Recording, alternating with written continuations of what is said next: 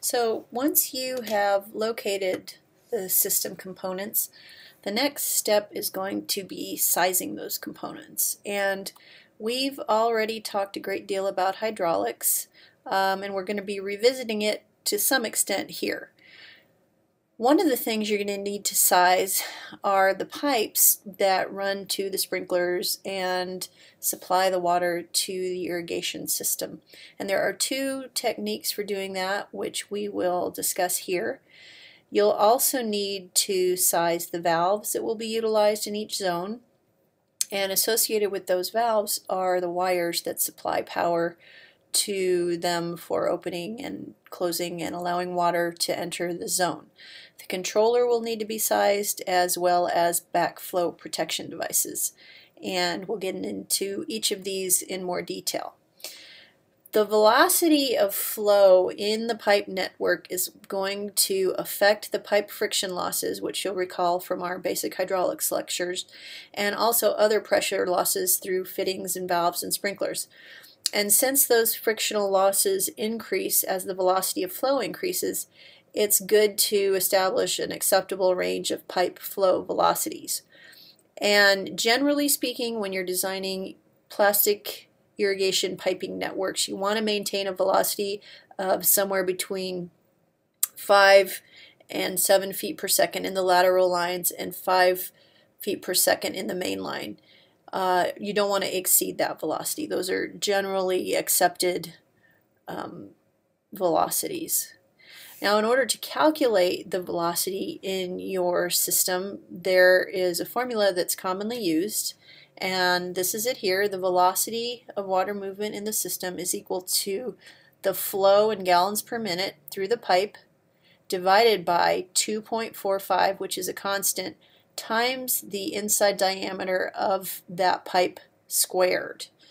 Okay, so the order of operations for this equation is going to be important, but just to go through an example with you of how you would use this formula, velocity would be equal to 50 GPM, that's given here in this example, divided by 2.45, which is our constant, times 1.72 squared, which is this inside diameter of our class 200 PVC pipe. That's 1.5 inches in diameter.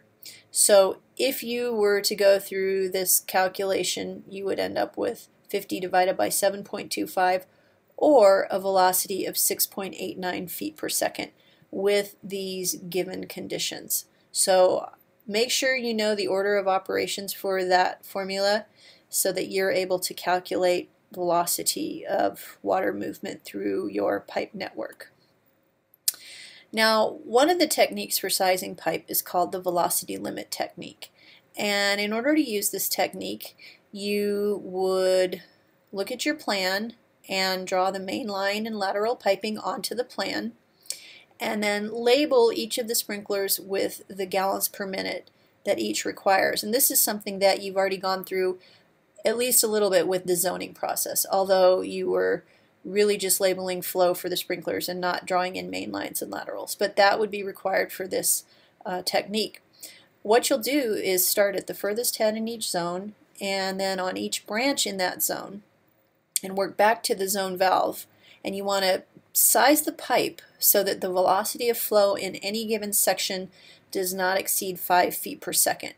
And keep in mind that the flows in the piping network are going to be cumulative back to the valve, and I'll tell you what I mean by that as we go on. And then you want to size all of the pipe segments.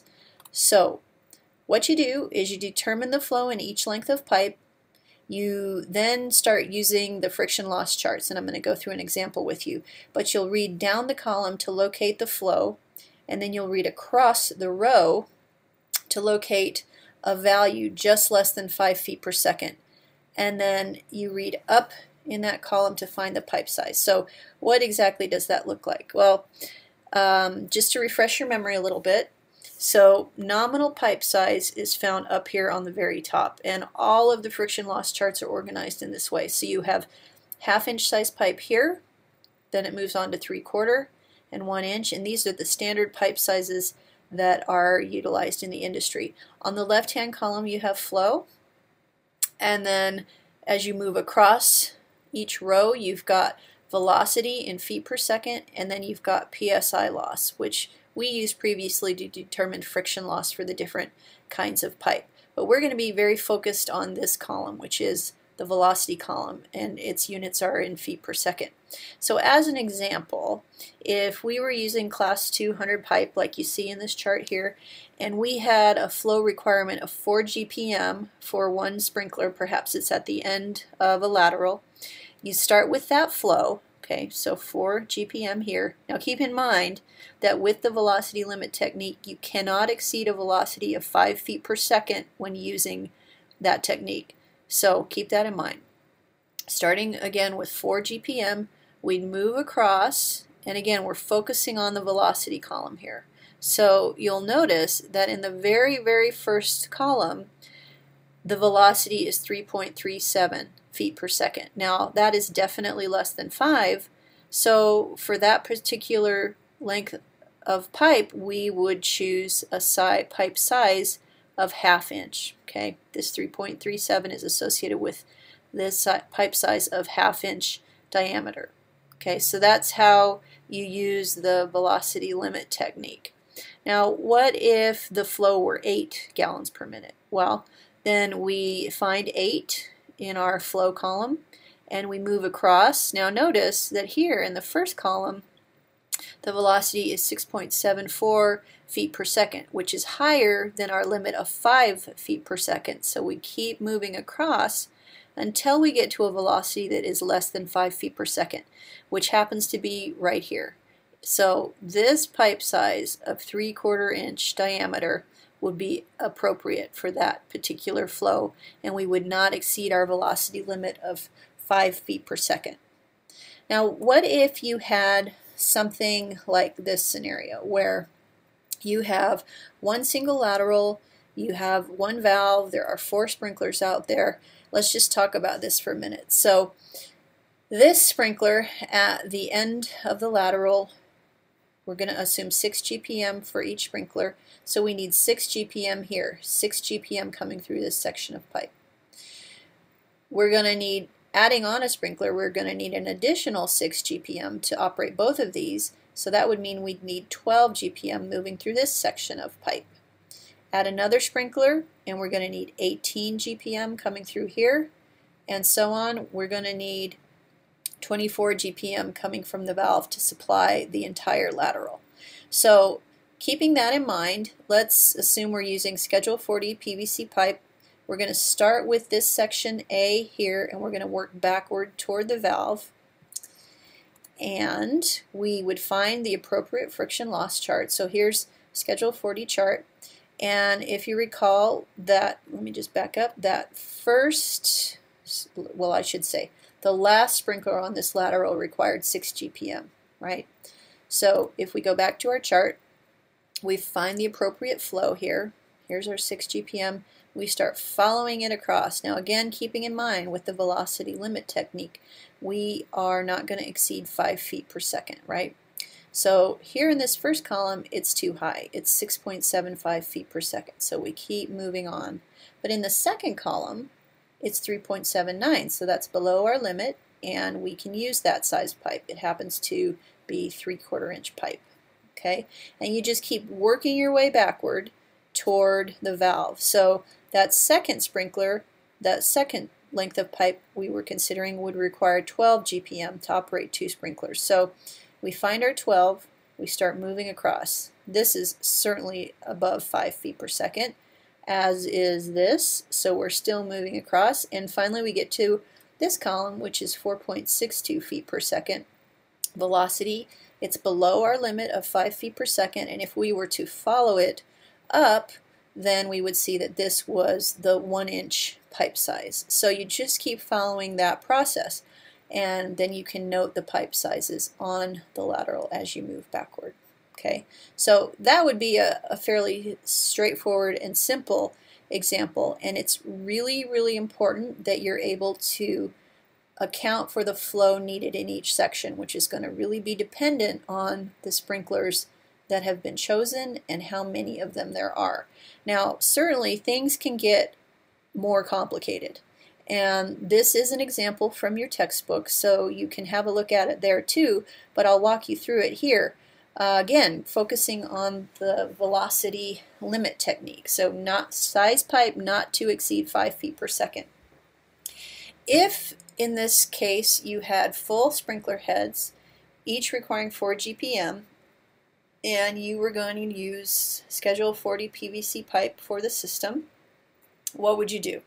Well, the first thing you need to do is to figure out the flow required for each pipe section. So starting at the furthest lateral here, the information is given that each sprinkler head requires 4 GPM. So 4 is required here in this section. 8 is required here in this section to operate 2 sprinklers. And that same design is repeated in each of these locations. But then where things get a little bit more complicated is as you start moving back toward the valve. So for this section of pipe, how much flow would be required to operate all 4 of these sprinklers? Well, you need 8 here, you need 8 here, so a total of 16 GPM in this section of pipe to operate this furthest lateral. As you move backward, again you need 8 here and 8 here, so that's an additional 16 you add to this 16 GPM for a total of 32 GPM in this section here. Now, one of the confusing things with this particular design is that you have this strange little sprinkler all on its own right here. It's important though because it's going to change the flow. So beyond that sprinkler you need 32 GPM to operate all 8 of these sprinklers, right? But when you add the 4 GPM required for this sprinkler, you increase the flow in this section of pipe from 32 GPM to 36 GPM. So 36 in this section, 32, and so on and so on. As you move backwards here to this last section before the valve, after the valve, you've got this 36 GPM plus 8 here and 8 here. So you end up with a total requirement from the valve in this section of pipe of 52 GPM. That is what you should do first, is figure out what the flow is going to be in each of those sections of pipe, and then it's just a matter of going back to the friction loss charts and following them across so that you're not exceeding that velocity limit of 5 feet per second. So, for example, if you were considering this last little sprinkler, so the flow in this section of 4 GPM, if you went to the friction loss chart and found that 4 GPM flow and followed it across, you'd see that in the very first column you've got a pipe size that's going to work. So that's 1/2 inch pipe size. So that's what you could use in that section. The next section would require 8 GPM. So if we were to go back to our friction loss charts, let me move down one more, and go to our 8 GPM column and follow it across. This first column is exceeding our 5 feet per second, so we can't use that. We move on. 5.05. It's close, but it's still exceeding it, so we're going to move on to this column, which corresponds with the 1 inch pipe size and keeps us below that velocity limit of 5 feet per second. So that's how you would size pipe in that particular example. Now there's another technique that can be used to size pipe, and that's called the friction factor method. And what this method does is it calculates the pressure loss per 100 feet of pipe that are going to be used to size the pipe. And it's used similarly to what we've just done with velocity limit. It's just that we're calculating an actual velocity that we are going to choose not to exceed. And you cannot exceed that loss per 100 feet of pipe on any size of pipe, okay, with any flow. So how does that work? Well, the formula is this, where you're calculating a friction factor. It's going to be equal to P, or the sprinkler operating pressure at the last head on the lateral. And this is going to come from manufacturer specifications. So if you have chosen some sprinklers, you're going to be able to get that information, the operating pressure, radius of throw, flow, and etc. So that's going to come from manufacturer's specifications. You're going to multiply that times an allowable variation. This delta P stands for an allowable variation in pressure between the extreme ends of the zone or circuit you're working with. Now, what does that mean, the allowable variation? Well, this is how much variation in pressure you're willing to accept. And typically, the rule of thumb is that's going to be between 5 and 10%. If you want to be more conservative, you're going to accept less variation, so that might be 5%. If you're going to be less conservative, you might accept more variation and might use 10%. You're going to divide that by the critical length of the zone, which is measured in hundreds of feet. And that critical length is just the distance from the valve to the furthest head. That's what that is. So let's look at an example, and I think that will become a little bit more clear. The steps, as I mentioned, so finding the operating pressure is going to come from the manufacturer specifications. You're going to decide whether you want to use the variation of 5 or 10%, and then you're going to calculate the critical length of pipe from the valve to the furthest zone. So what does that look like? Here's an example, and don't get too caught up in this particular image. Let's focus on the given information right now. So in our example, we determined that sprinkler A here is the furthest sprinkler away from the valve, and so that's our worst case sprinkler head. And based on the manufacturer specification for this sprinkler head, we know that it requires an operating pressure of 35 psi, so that's one piece of our equation. We've decided that we're going to be a little less conservative, and we're going to accept variation of 10% in terms of pressure.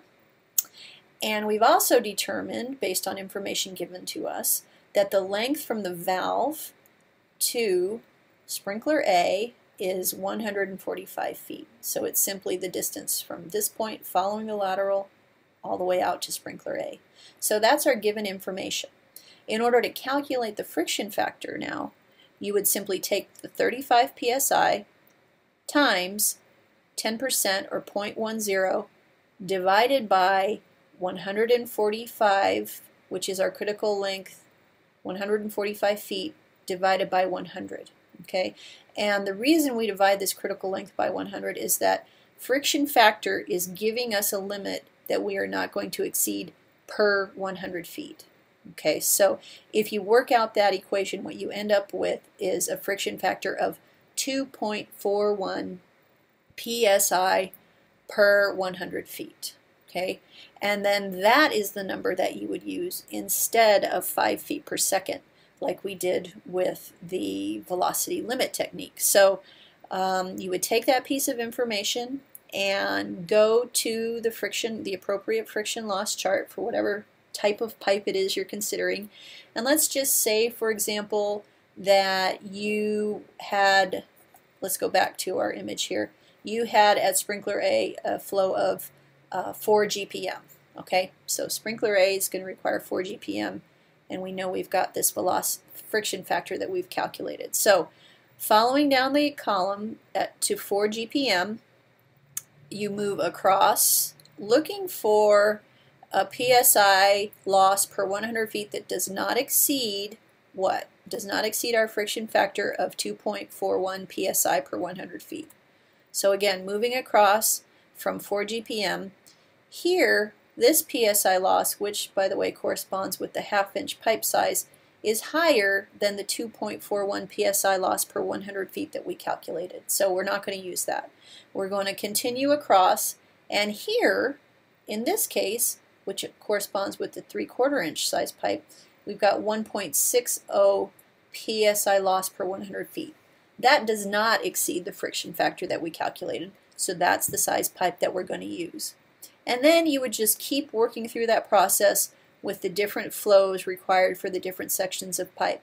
Again, not exceeding that friction factor that was calculated. In this case was 2.41 PSI loss per 100 feet of pipe. Okay, so you have those two options as far as sizing pipe: velocity limit and friction factor. Now, one of the other things that you have to do when you're designing the system is size the valves. And it's just like sizing pipe, it's going to be determined by the flow through the system. But valves can operate within a pretty wide range of flows, and they're going to have pressure losses associated, but they're still operational with pretty wide variation in terms of flow. Generally speaking, though, the pressure loss should not exceed 10% of the static pressure in the main line.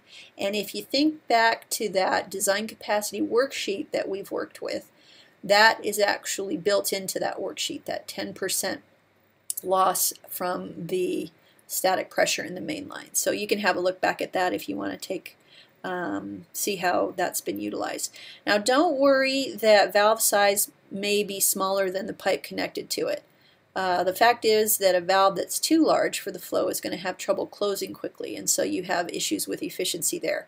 On the other hand, if the valve's too small, it might close too quickly, and then you might have excessive pressure losses. With valves, the standard acceptable pressure loss is generally between 2 and 5 psi, and that's because most valves will close quickly enough at these flows without closing too fast and causing water hammer or air pressure buildup in the piping network. Now with valves, you want to use a valve sizing chart, and these are going to be specific to various manufacturers. But generally speaking, what you'll do is determine the total flow for the zone. So this is where you will have made some decisions about the sprinklers you want to use and noted the flow on your plan and summed it up. So that way you know the total flow for a given zone. Then you'll refer to the manufacturer's catalog for whatever valve it is you think you want to use. You follow the column down to flow rate, and I'll show you this in the next slide, and then read across to the first column that has a pressure loss between 2 and 5 psi. And then you'll follow that column up to find the valve size. So here's what I'm talking about. If you've designed a sprinkler zone that requires 25 GPM, you'd go to the manufacturer's valve sizing chart and follow the left-hand column down to that flow. Here's 25 GPM, and then move across. So in the first column, you've got a velocity of 3 feet per second, and in the second column, you've got a velocity of 1.6. So we said the rule of thumb was to keep it between 2 and 5 feet per second. So in this case, at 25 GPM, you would use a valve size of 1 inch. That's how you use these charts. You could choose the larger valve size, right? That's not horrible, but the issue is that it would probably close very slowly because it's less than that 2.0 that I mentioned. And in addition, the other thing to think about more from a practical standpoint is that that larger valve is going to be significantly more expensive. So those are a couple things to keep in mind, but that's how you use the valve sizing charts. Now, what about backflows and backflow preventers? Always, always, always you want to check with local codes because they may have very specific requirements about what can be used. But beyond that, you want to size the devices the same way you do as valves. You want to size it for the maximum flow of the system, and if that flow is 20 GPM, for example, you want to refer to the manufacturer's specifications for 20 GPM. Often the backflow device is going to be one size smaller than the pipe going in and out of it, similar to valves. So don't be concerned if that is the case. Something that you may not have thought too much about when you decided to take an irrigation design class was the fact that the wires that run to each valve and operate each valve also have to be sized. And these wires connect the valves to the irrigation system controller. It's low voltage wiring, and typically the most common thing that's done is that there is a 2-wire circuit. So one of the wires is a common, and it's connected to one of the solenoid wires on the valve.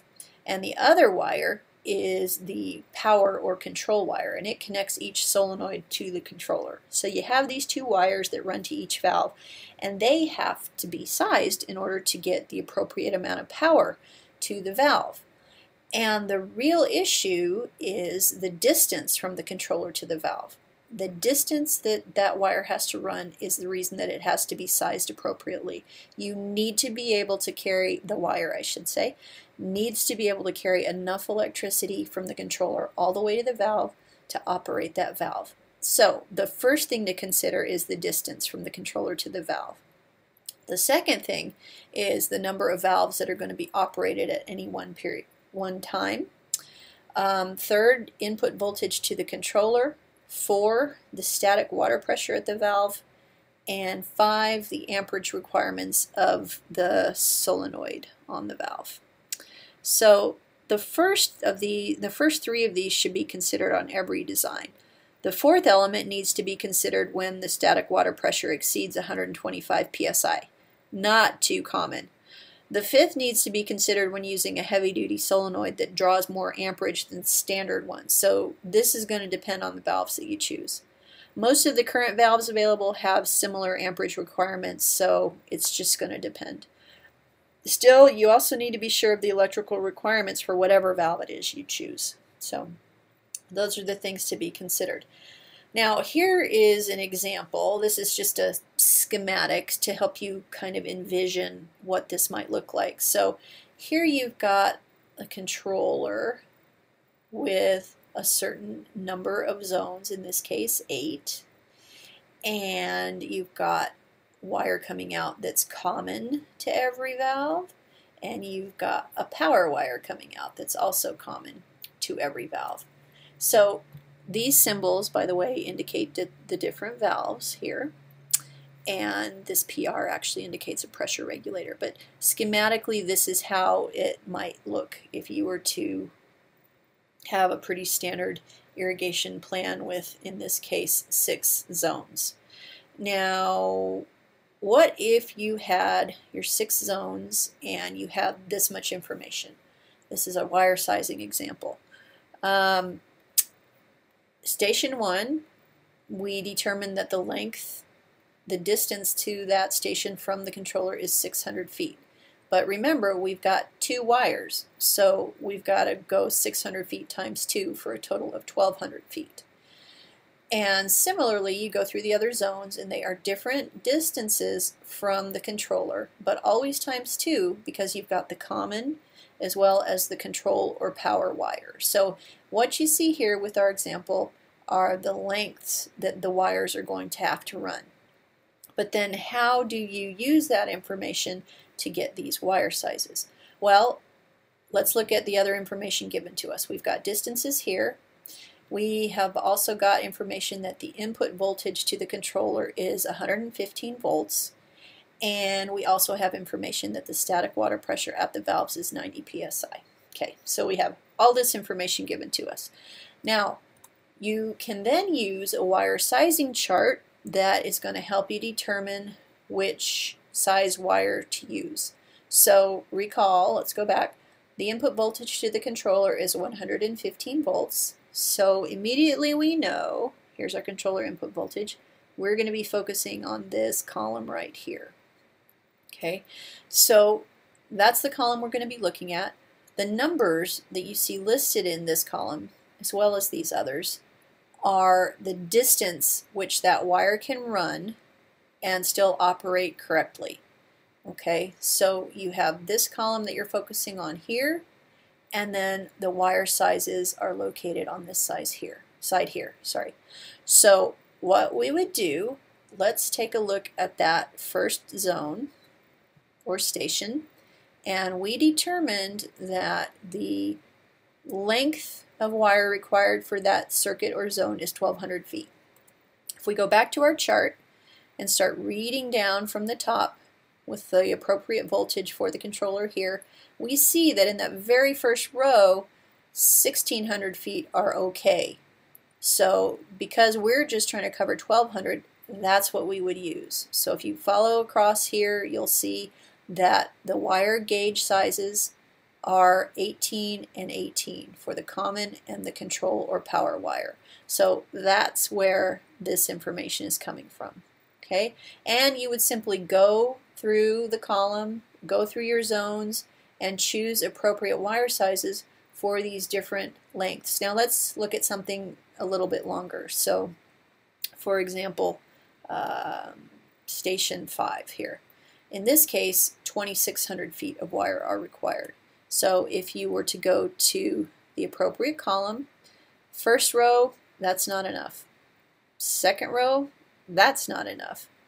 Third row, let's see, what was it again? 2,600 feet. Third row, almost, but not quite. And so we'd move down one more, and we'd choose wire sizes of 16 for the control, 16 gauge, and 14 for the common. So that's how you would go about using this chart in order to calculate wire sizes. Alright, now what about the controller?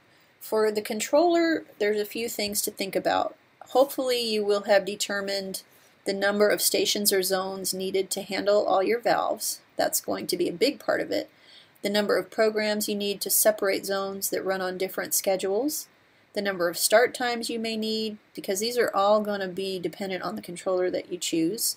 Whether it's compatible with rain sensors or perhaps other sensors that you're interested in using.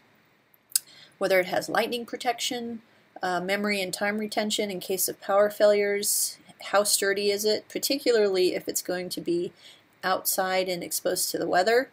And also, how complicated is it to use? Because depending on who it is you're working with, you may want to choose a controller that is either extremely simple and straightforward to operate, or perhaps something a little bit more complicated depending on the situation. And then, too, you'll want to consider whether there are any special programming features that your particular irrigation design may require. And that's going to help you to size the controller. Now, something else that I'll just add here, the first thing to consider is the number of stations needed, but think longer term too. What if the owner of the property decides at some point they want to do some changes, make some changes in the landscaping, and they need some additional stations or zones on the controller? I think it's better to over-design a little bit with the controller, maybe give yourself a couple or 3 extra zones so that you can accommodate future changes in the landscaping. Okay, now what you see here, again showing you the design that we've been working through in the textbook, is the location of many of the different components which we just discussed in the previous lecture. So things like the main line, the valves, the laterals, the backflow preventer here. What else can we see here? The various sprinklers, pipe hops, and so on. What you also see now on this particular plan is that pipe sizes have been added. So they've been noted here for the main line, here for the laterals, all the various sections. So now it's clear what pipe sizes are required for this particular plan. So hopefully that's helpful in terms of sizing system components, and here's a little bit of food for thought.